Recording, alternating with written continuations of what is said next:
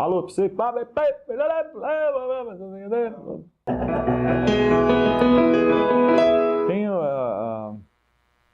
é que tem tanta... Tem muita música, né? E às vezes eu não sei... eu não sei isso como... Como é que essa música chega para as pessoas, sabe? Eu não faço nem ideia. Pra começar, todo tempo tem efeito, e todo feito já tá feito, então é coisa do passado. Meu presente é esta canção. Se no presente recordar é estar à frente, meu futuro é recorrente de um passado tão presente. E me entrego em quarto escuro, tão presente é o agora. No escuro ouço sombras, toda hora o tempo muda, já tô velho e tão criança. Meu passado me persegue com a juventude do futuro. Na verdade, assim, quando eu faço uma música, é óbvio que a gente não está fazendo só pra gente. Você compõe a música, obviamente, dentro... você organiza as suas referências, você organiza, assim, a sua escola musical, as suas referências literárias, e você tenta, e eu tento, no meu caso, assim, eu tento produzir uma música pensando como eu escutaria essa música. Eu sei que parece ser um tanto egoísta isso, gerando a expectativa de que as pessoas vão escutar da mesma forma que eu estou escutando, mas eu acho que eu fico buscando cada vez mais uma provocação interna, uma provocação comigo mesmo, para saber se essa provocação também pode chegar nas pessoas. Eu tento utilizar a ferramenta da música, a minha concepção musical, ela vai muito mais de encontro assim, com quebrar a ordem lógica musicalmente falando, em que a gente sempre vai ter aquela música com começo, meio e fim, e eu tento, na verdade, mudar essa ordem. Às vezes eu estou começando, às vezes eu inicio a música, mas já falando uma coisa que no final, vou invertendo a ordem, criando um quebra-cabeça, mais provocativo, artisticamente provocativo, assim, porque eu quero ver a reação das pessoas. E eu fico muito feliz quando eu me apresento e percebo que os 10, 15 primeiros minutos, eles são uma surpresa, assim, o público fica meio... às vezes até mesmo sem saber como reagir diante daquilo, né? Porque ele não sabe, como ele nunca ouviu aquilo, então ele não sabe se é daquele jeito mesmo. E aí depois de 15 minutos, aí ele percebe que a natureza sonora, aquela natureza musical, ela é feita daquele jeito e ele passa a curtir mais aquilo sem ficar tentando desvendar qual é esse mistério, né?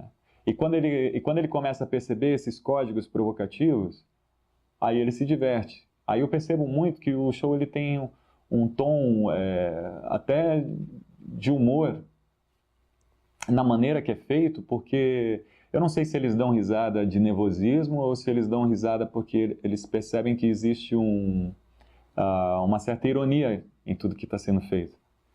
Porque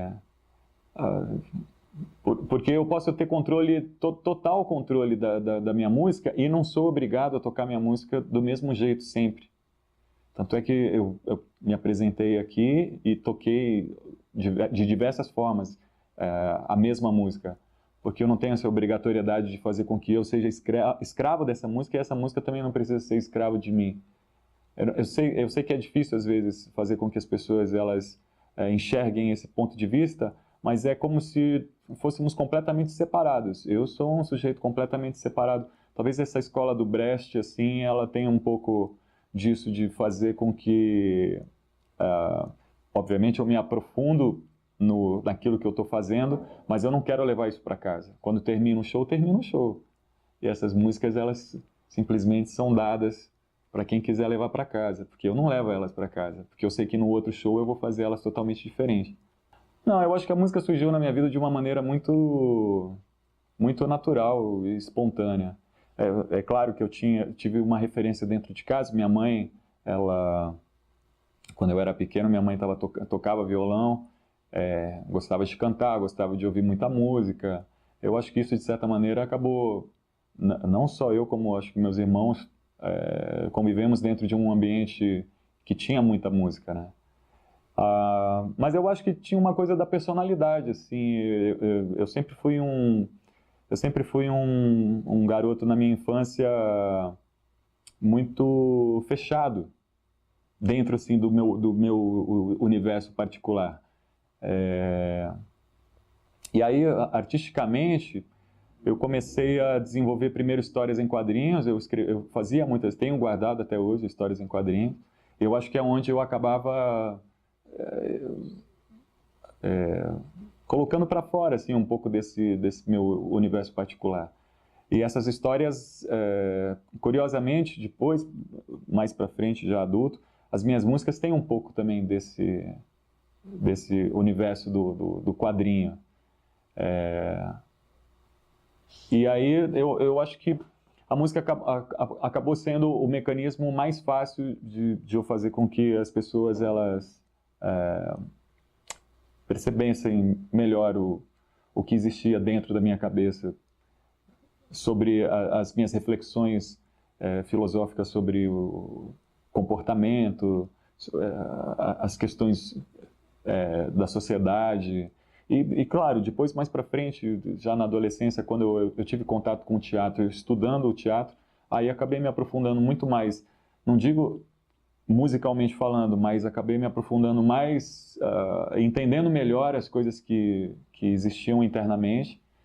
E ele também foi um agente facilitador para eu externar isso de uma maneira muito mais organizada. E eu acho que ele, como eu já estava desde cedo estudando música, acabei fazendo as duas fusões, né, da música com o teatro. E eu não conseguiria fazer de outra forma. Até já pediram para fazer música de encomenda, mas eu acho que eu não consigo fazer de outra forma que não seja dessa que é a que eu reproduzo. Tudo faz parte. Essa aqui é boa. Um amigo Caetano. Chegou a hora de dizer adeus. Adeus foi bom, mas a hora chegou, eu sei. Tão simples como 2 mais 1 são quanto é mesmo? 3, pra que complicar? Pra que resistir? Gritei. Porque acabou, não sei, todo drama termina num ar. Meu lado ator, não sei fingir, jurei te odiar. Até amanhã, depois de amanhã. Ou, quem sabe, depois de a vogal nasceu de um suspiro pré-vulgar, pornogrifando essas tortas linhas. Semino, agarramos-nos no papel, nos amassamos num rabiscar. Quando errei em voz alta, você suspirou, pronta pra finalizar. A tinta acabou, pode ser o fim de um romance, como num último filme, nuance. Você me olhou e de repente a luz apagou.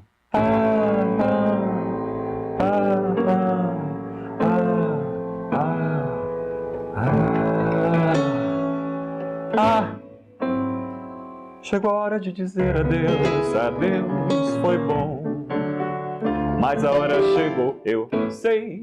Tão simples como 2 mais 1, como eu disse antes, eram quanto? 3, pra que complicar? Pra que resistir? Gritei. Porque acabou, não sei, todo drama termina num ar. Meu lado ator, não sei fingir, jurei te odiar. Até amanhã, depois de amanhã. Ou quem sabe, depois de a vogal nasceu de um suspiro pré-vulgar, pornogrifando essas tortas linhas.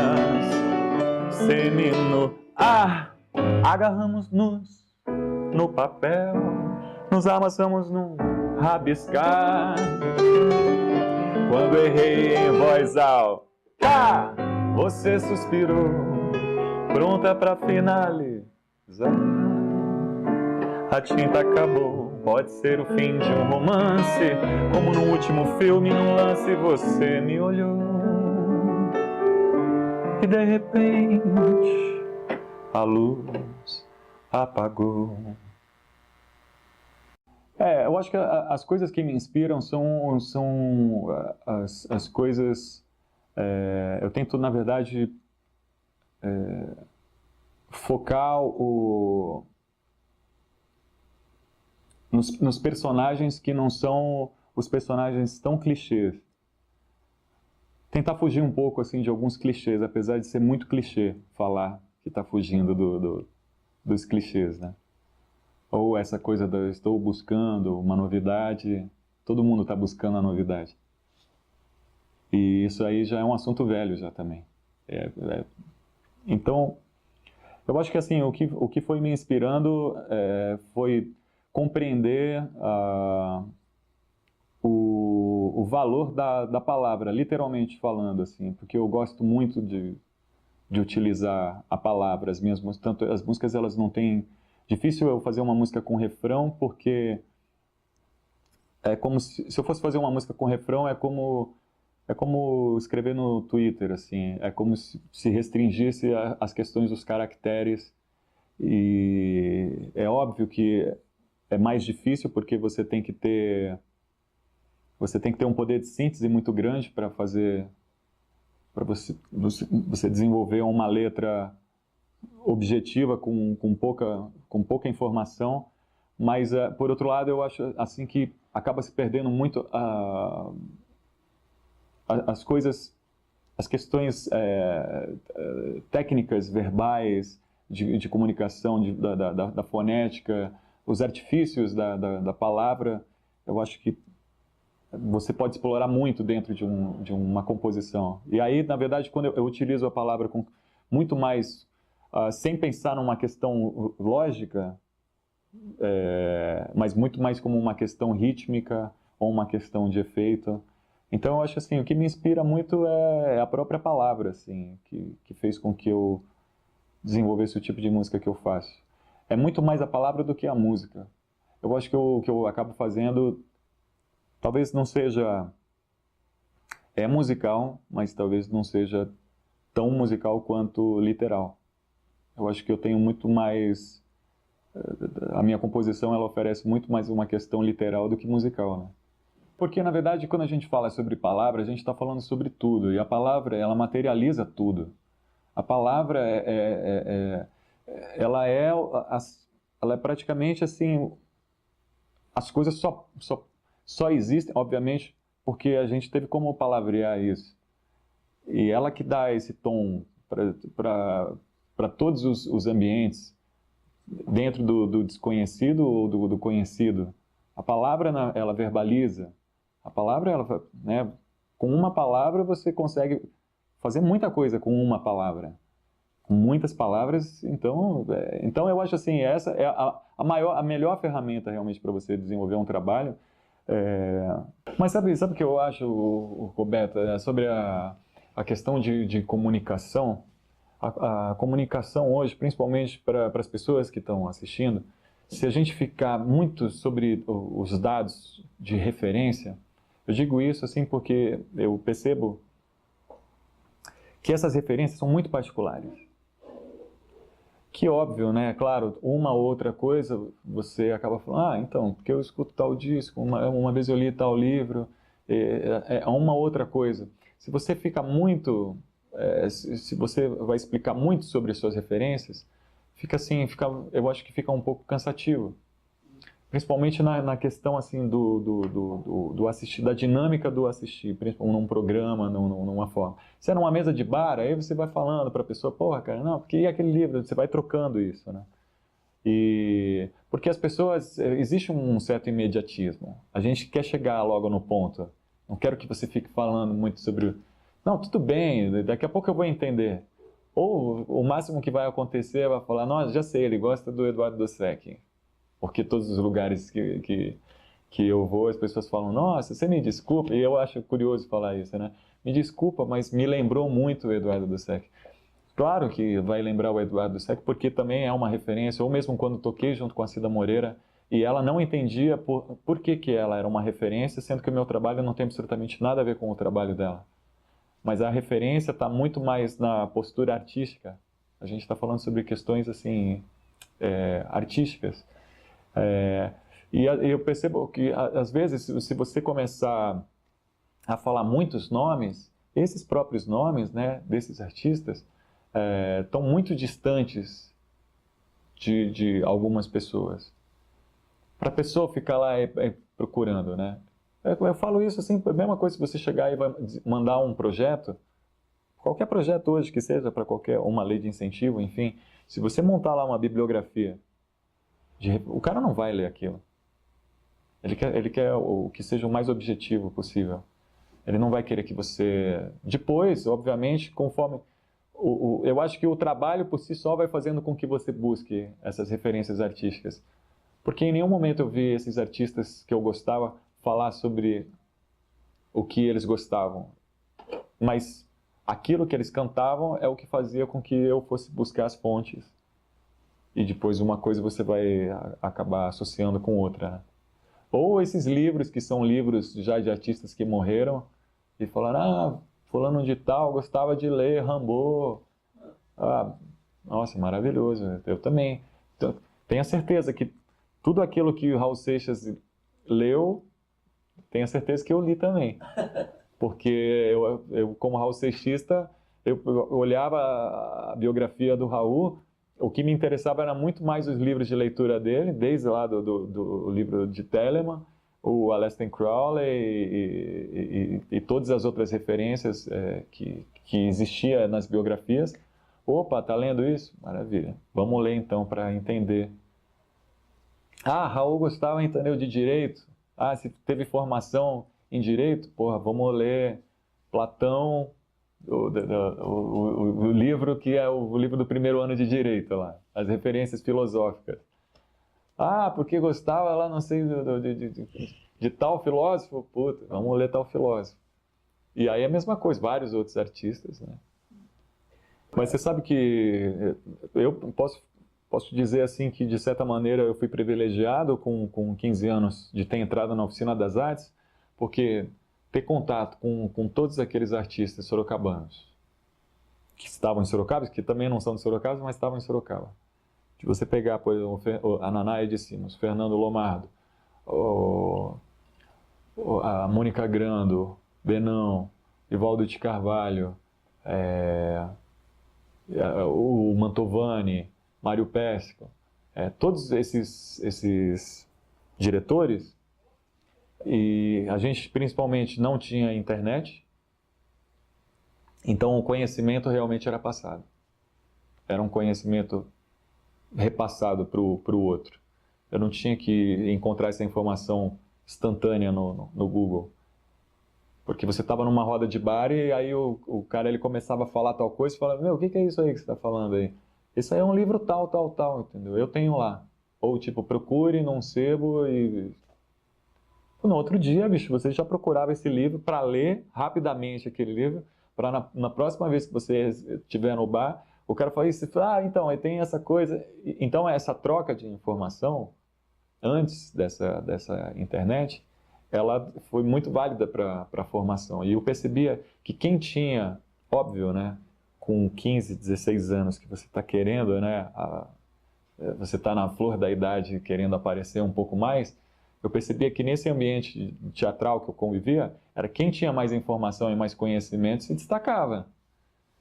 Se destacava, assim, em todos os aspectos, no bom sentido. Porque eu não via, não era competitivo. E se fosse uma competição de conhecimento, era uma competição saudável. E ainda não estava dentro daquele modelo nerd, assim, que eu também não tenho nada contra mesmo. A única diferença que existe do nerd para esse tipo de conhecimento é que, às vezes, você tem uma geração que tem o conhecimento, mas não tem a ação prática desse conhecimento. Todo mundo sabe fazer. Hoje você pode perguntar para o cara se ele sabe fazer um avião. Sabe, mas aí, para fazer um ovo frito, vira uma tortura. na prática, as questões práticas, assim, hoje são mais difíceis. Você tem conhecimento, mas não pratica. E a gente obtinha um conhecimento e tinha que colocar em prática certas coisas. O teatro faz com que você coloque em prática, né, aquilo que você está recebendo, né? E eu acho que eu tive muita sorte de ter vindo dessa geração e ter participado de um ambiente cultural na cidade que não só na área de teatro, mas musicalmente, nas artes plásticas, na literatura, era muito rico. Sorocaba realmente, assim, era um... Eu estou falando isso em 93, 94, assim, era uma maravilha. Não que hoje a gente não tenha, tem, mas talvez mais segmentado, sabe? Não sei porquê, mas hoje meu coração parou. Para tanto fato, todavia, resultado do que ele olhou, percebendo em meu peito que não poderia suportar, apressou-me a rua do nariz. E no chão, como morto, a minha sombra a sustentar, fez-se prova de estar infeliz. Saltou-me pela boca como um louco, e com meu cadáver sem coração implorei ele comigo a ficar, mas revoltado fez greve de ouvido e apressou-se a chamar pelo amigo pulmão. Não sei, eu acho que quando a gente fala sobre composição, hoje em dia tem trabalhos maravilhosos de pessoas realmente que focam, estão muito preocupados em desenvolver um bom trabalho literário, musicalmente falando, com boas poesias, um bom jogo de palavras, tudo muito bem escolhido, muito bem acabado. Mas a gente sabe às vezes que o mercado, às vezes ele não favorece muito isso. E aí a gente tem assim, quando a gente fala sobre esses clichês, você tem palavras que você coloca de uma maneira meio jogado assim e vai desvalorizando até o que realmente de fato essas palavras elas tinham como valor. Então acho que a gente tem que tomar um pouco de cuidado na hora de compor, principalmente não pensar só na parte musical, porque se pensa muito na música, na melodia, porque de fato isso é a primeira coisa que chega para o público. Muitas pessoas elas conhecem uma música por conta de uma melodia e talvez nunca tomaram conhecimento sobre o que aquele artista, o que ele estava verbalizando, sobre o que ele estava falando. E eu sinto às vezes que muitos artistas eles se frustram às vezes com isso, de perceber que às vezes passou, as pessoas não perceberam determinadas coisas que estavam querendo ser ditas naquela música, porque o acabamento musical é muito maior. E às vezes é isso, quando a palavra também, quando você não escolhe boas palavras, aí musicalmente você tem como fazer um acabamento melhor e seduzir as pessoas muito mais pela música do que pela palavra. Agora, se você é um bom letrista, você pode tocar pouco, falar as palavras certas e elas atingirem de maneira muito mais objetiva, né?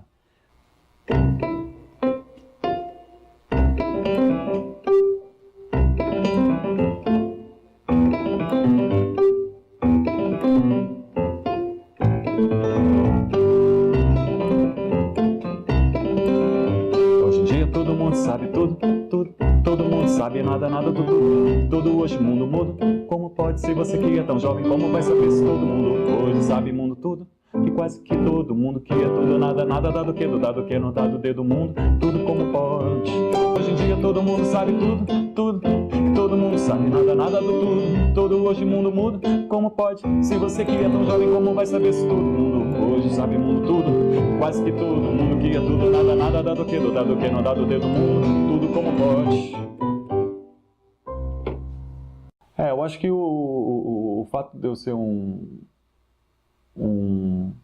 artista sorocabano, apesar de não ser sorocabano, né? Eu sou paulistano da Zona Sul, de Parelheiros, mas eu estou em Sorocaba desde criança e praticamente um sorocabano. E sinto um enorme prazer de todos os lugares que vou. Quando me perguntam, eu falo com muito prazer que eu sou do interior Mas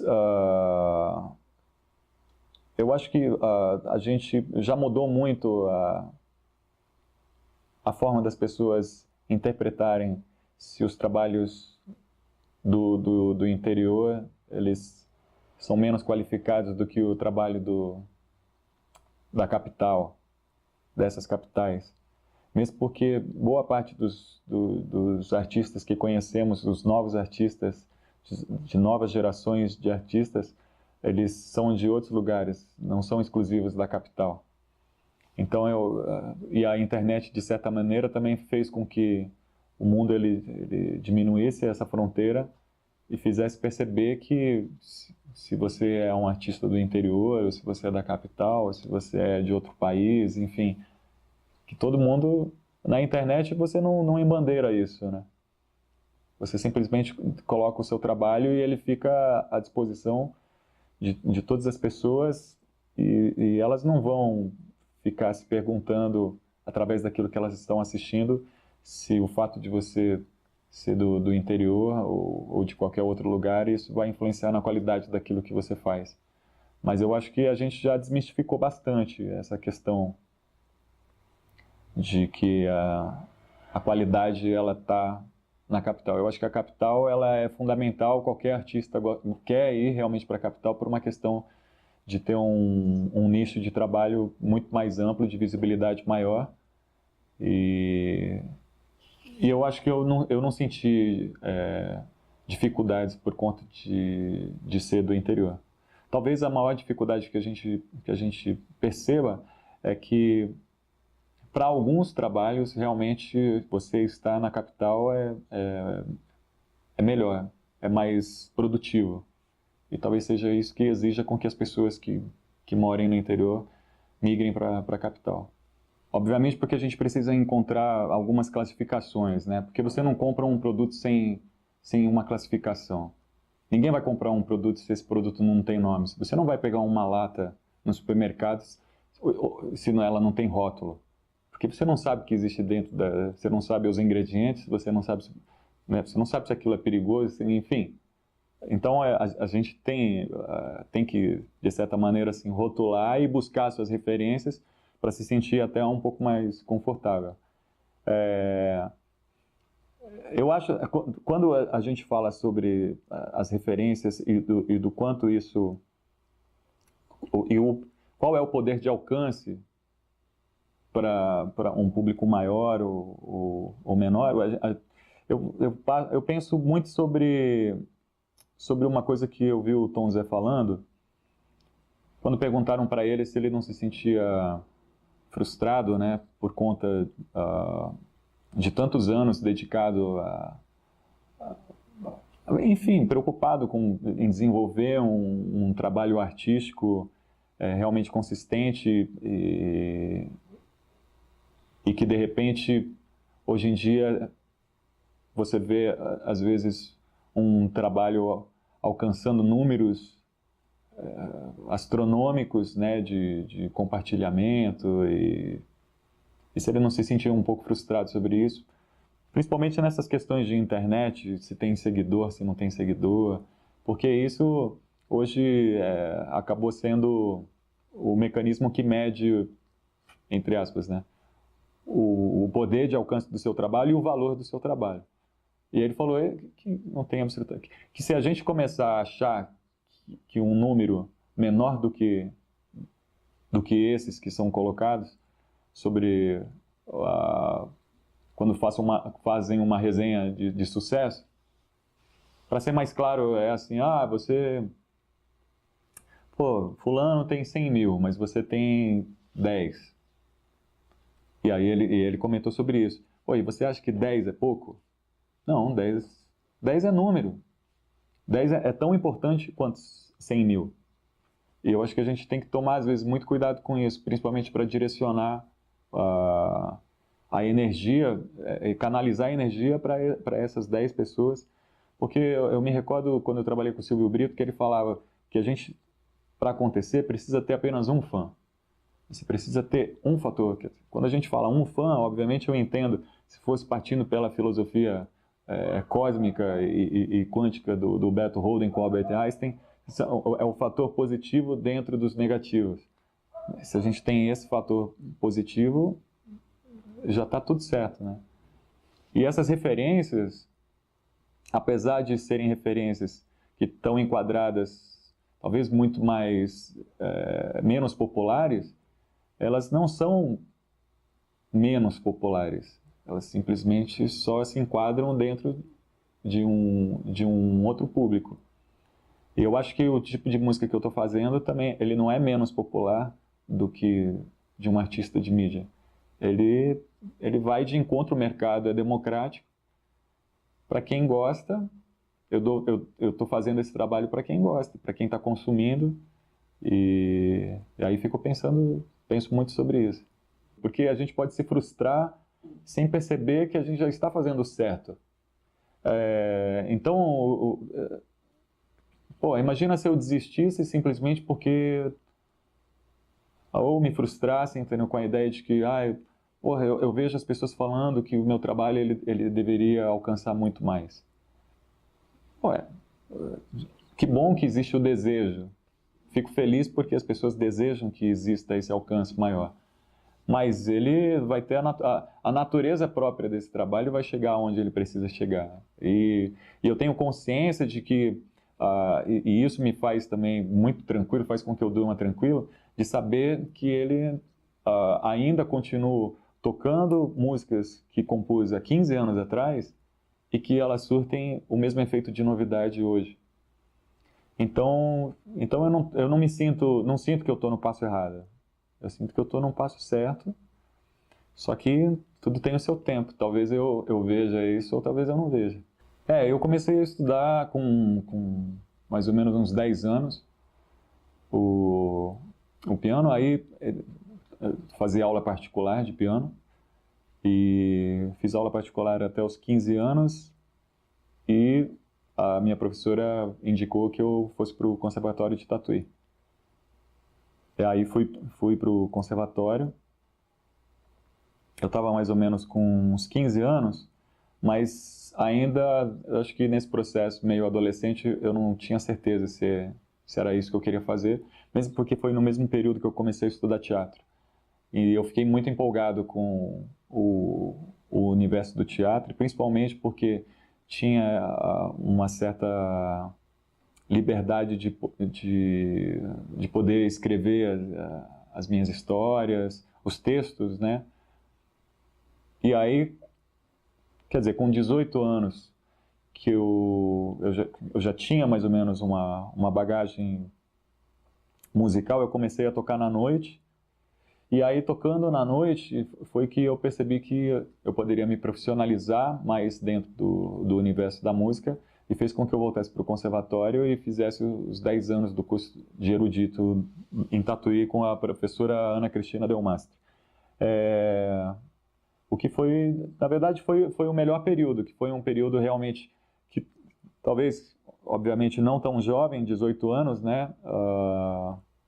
É jovem, mas para quem começa a estudar a música erudita está um pouco já ultrapassada. Mas não, eu senti, na verdade, que foi o melhor momento que eu estudei, que eu pude realmente canalizar toda a energia para o curso que eu fiz lá. Fui muito feliz no conservatório.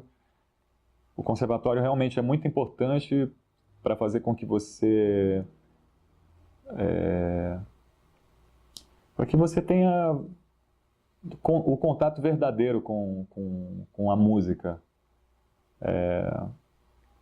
Você está em esse contato com os professores, os alunos, o desafio diário de seguir o método conservatório, o repertório, deixar em dia. Isso faz com que ou você vai ser aplicado porque realmente você gosta daquilo, ou vai fazer você desistir e perceber que não é isso.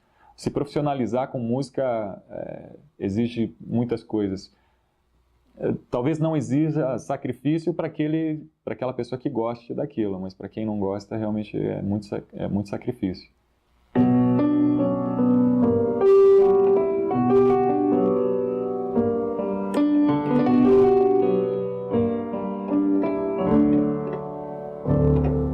é sofá entre nós dois, um nó entre nós, dois amores arrepiando um tapete persa. A lareira tem medo de arder em nosso fogo, champanhe em nossas veias, fumamos as velas do jantar, só você e eu. Chega, vou embora,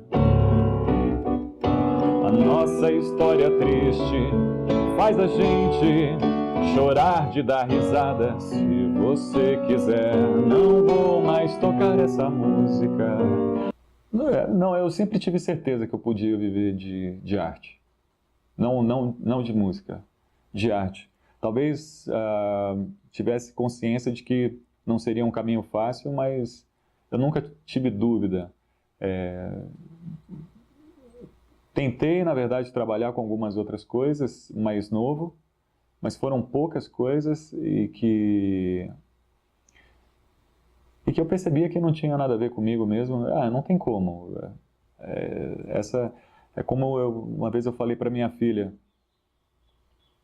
que eu percebia que existia um talento natural para ela seguir para esse ambiente musical, e ela nova ainda, tentando se desvencilhar, né, desse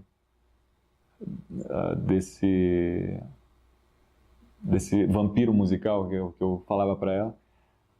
Mas aí um dia ela chegou para mim e falou: eu acho que realmente eu vou me dedicar um pouco mais para esse lado. Eu falei: bem-vindo a essa maldição maravilhosa, esse beijo do vampiro que faz com que a gente eternamente vai vivenciar, experimentar isso, e você não tem como fugir.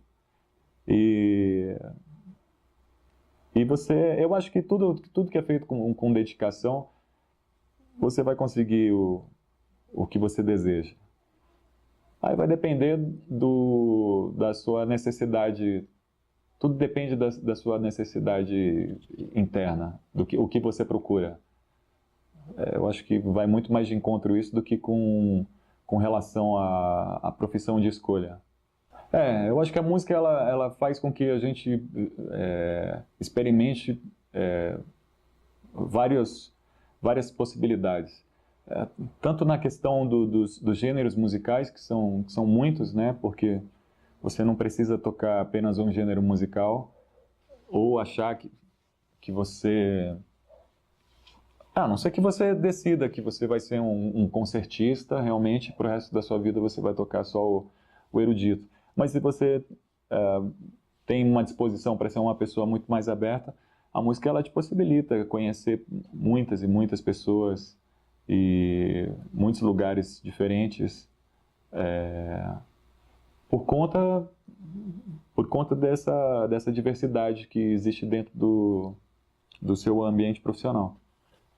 E eu sinto prazer em todos os trabalhos que eu faço. Não tenho como eleger um trabalho que eu senti mais prazer.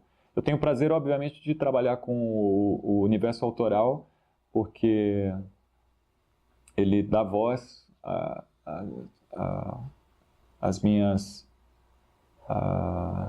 aos meus pensamentos.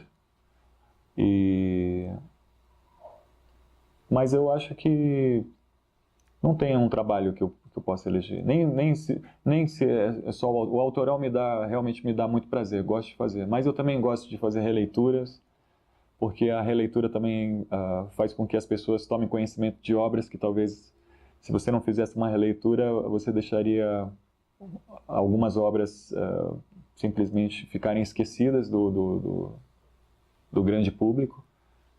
E eu acho que a gente, como músico, tem o dever de sempre estar recuperando trabalhos esquecidos para que as pessoas elas percebam que é muito plural, que o universo da música ela é muito plural e não se restrinja tanto a achar que o segmento musical é só aquilo que está determinado hoje, que é muito mais amplo. Agora eu estou continuo fazendo a divulgação do meu último disco, Oi, Tudo Bem?, que foi um material viabilizado pelo PROAC, e foi um trabalho produzido pelo Núcleo Casa Capelo, junto com o produtor Edu Capelo. Foi a primeira vez que eu consegui pegar essas composições que foram feitas, piano e voz, e eletrificar isso, colocar com banda, e o Edu ele teve muito cuidado para fazer com que o trabalho não se descaracterizasse e a fusão desses instrumentos fossem muito mais para somar do que para descaracterizar o trabalho.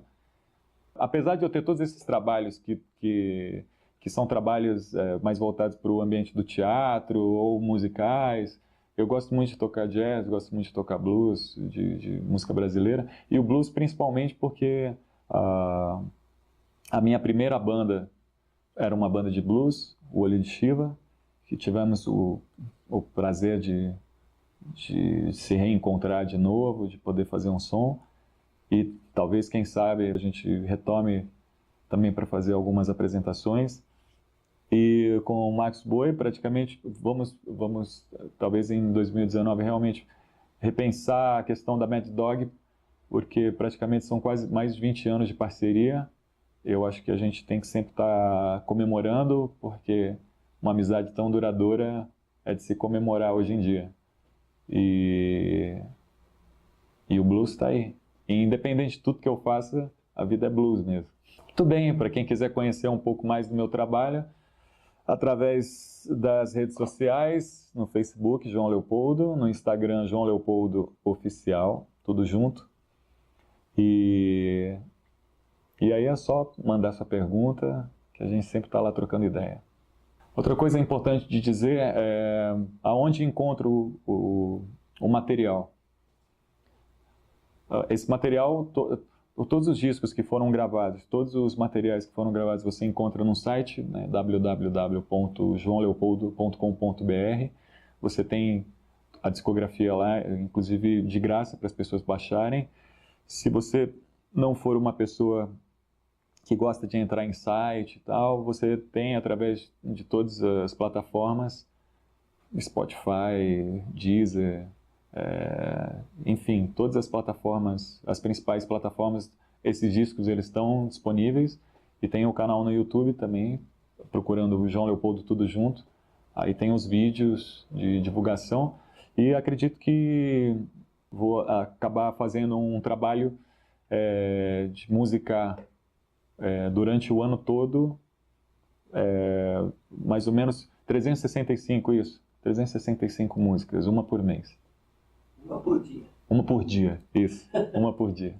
Não, a dica que eu dou para as pessoas que estão começando, principalmente se você é uma pessoa que deseja trabalhar com, ou se você percebe essa natureza autoral, a dica é você tem que consumir não somente aquela música que você gosta, você tem que ouvir realmente de tudo e ter um senso crítico para fazer uma avaliação realmente se aquilo te satisfaz. Se não te satisfaz, saber por que não te satisfaz. Então, não adianta a gente simplesmente criticar porque não gosta. Precisamos saber por que não gostamos e saber identificar por que não gostamos. Depende muito de ouvir muita música, ler muito sobre o assunto que é tratado, enfim, e leitura, né? Leitura é fundamental. E principalmente leituras no ambiente filosóficos, elas são mais bem-vindas ainda, porque faz com que a gente se desvencilhe um pouco desse mundo material e faça perceber que existe um mundo imaterial que é muito mais interessante do que o que a gente costuma ver por aí. Lembrar de esquecer é o nome da música. Precisar lembrar de esquecer. Tanto é que já esqueci.